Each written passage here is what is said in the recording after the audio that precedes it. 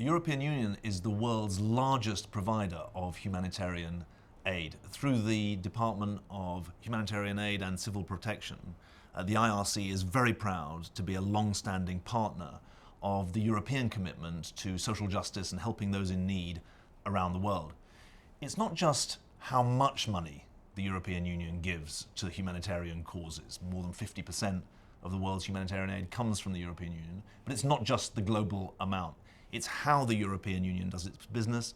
It's the fact that it's always ready to try and innovate to meet new need, and that the European Union, through ECHO, doesn't forget the crises that are not in the headlines.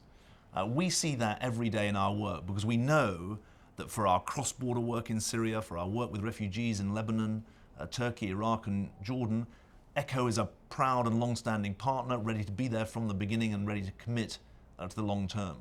But we also know that for an organisation like the IRC, working in 17 African countries, many of them not in the headlines except when there's a flurry of violence, ECHO is ready to be a partner there too.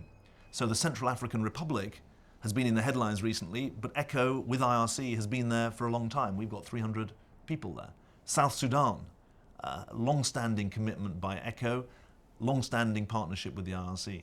And of course, the long-term tragedy in Somalia is somewhere where the IRC has been working with refugees and displaced people for a long time and has been proud to have a partnership with ECHO as well. So I find, from my experience both of foreign policy and also now in the humanitarian sector, that it's not just European values that are being proclaimed in the work of ECHO, it's actually that European aspirations for care and help for those in the greatest need, some of the most desperate people in some of the most desperate places, those aspirations are being met through the vital work that ECHO does with organisations like the IRC and with others.